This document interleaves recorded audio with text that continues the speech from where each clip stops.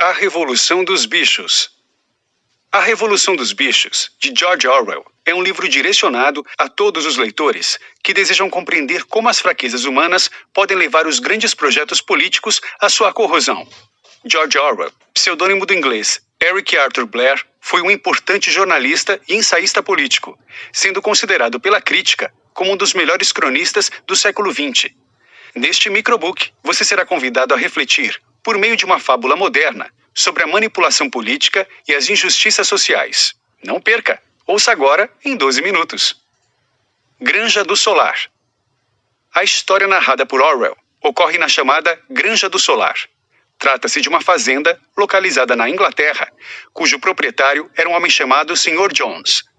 Vacas, ovelhas, burros, cabras, cavalos, cachorros, porcos, pombas e galinhas são os principais personagens dessa narrativa. Nessa ficção do autor inglês, os animais são dotados de características humanas, realizando densos questionamentos de cunho identitário, político e filosófico. Eles se organizam na tentativa de criarem uma sociedade utópica, depois de fazerem duras críticas aos seres humanos, representados nesse caso pela figura de Jones. Desde o ponto de vista dos animais, os humanos são as únicas criaturas que consomem sem produzir.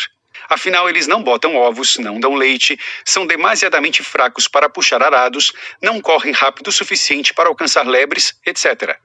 Apesar disso, eles são senhores de todos os outros animais da Terra. Dessa forma, colocam os animais para trabalhar, retribuindo-lhes com o mínimo necessário para impedir a sua inanição, ficando com todo o restante. Os animais consideram que suas atividades amainam solos, seus estrumes os fertilizam e, contudo, nenhum deles possui mais que a sua própria pele. As vacas, por exemplo, produzem leite em alta quantidade, que lhes é retirado pelos homens quando deveria ser aproveitado para alimentar seus próprios bezerrinhos. Na prática, o leite desce todos os dias pelas gargantas dos inimigos. Com as galinhas, sucede algo similar. Elas botam diversos ovos por ano, e porém poucos se transformam em pintinhos. Os ovos restantes vão para o mercado, a fim de fazer dinheiro e enriquecer tanto Jones quanto os demais homens. O velho Major.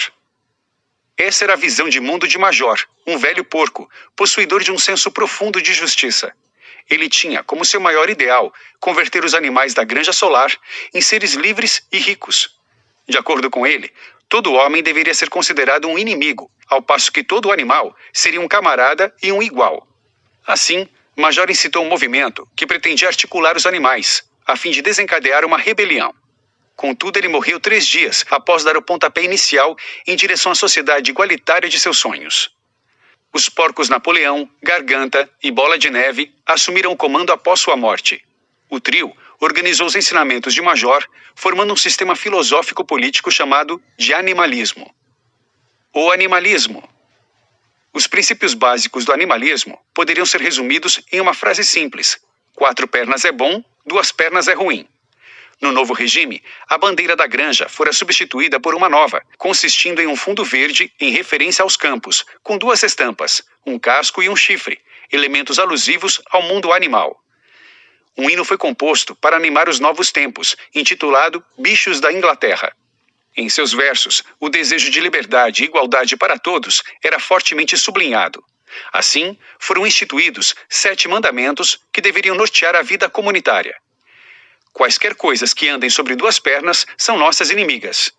Nenhum animal deverá dormir em camas. Nenhum animal deverá beber álcool.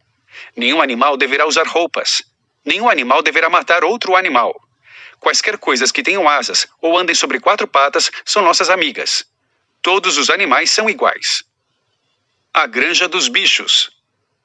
Os animais passaram a ser tratados uns com os outros pelo termo camarada. Todos os temas de interesse coletivo passaram a ser levados para a votação em uma assembleia.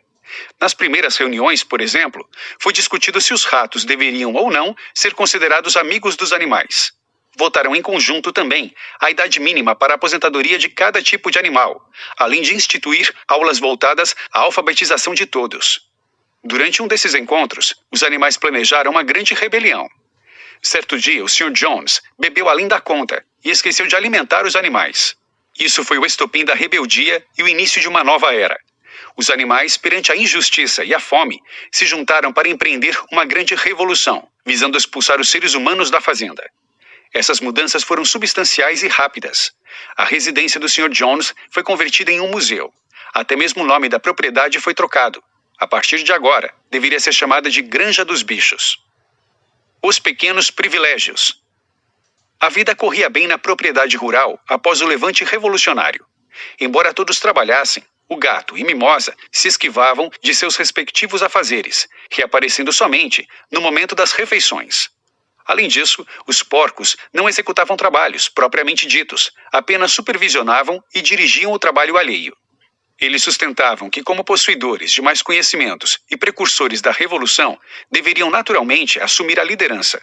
Napoleão, Garganta e Bola de Neve foram gradualmente adquirindo novos privilégios na comunidade. Dessa forma, o leite começou a desaparecer, sendo encontrado posteriormente em meio à comida dos porcos.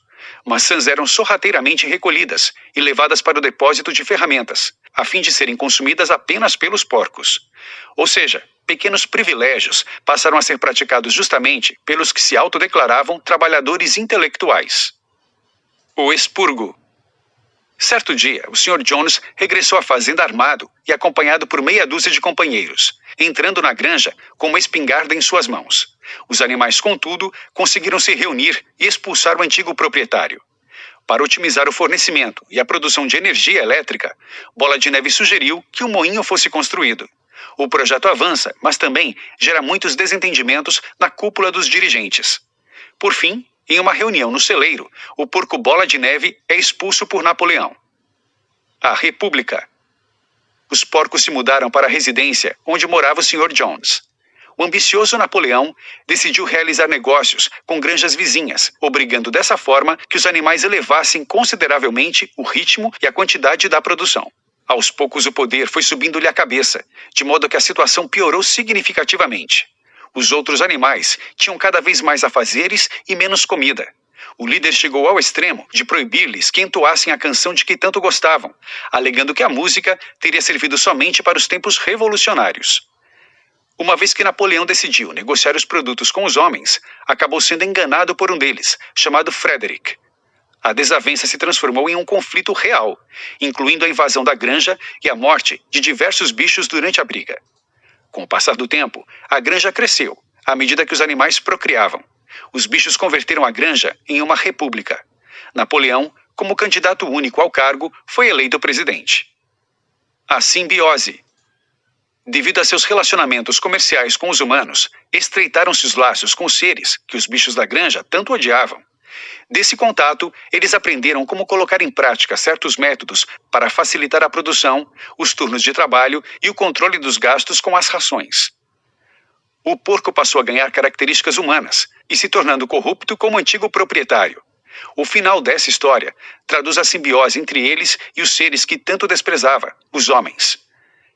Agora não havia dúvidas quanto ao que ocorrera à sua fisionomia e à dos demais porcos, a tal ponto que os bichos já não podiam mais distinguir entre eles e os seres humanos. Notas finais. Na alegoria de A Revolução dos Bichos, vemos como, por meio do porco Napoleão, o poder pode corromper e como os cargos de lideranças podem fazer com que supostos representantes do povo utilizem seu poder para extrair benefícios pessoais. Por meio da literatura, o genial autor inglês nos lembra dos perigos iminentes à censura e ao culto da personalidade,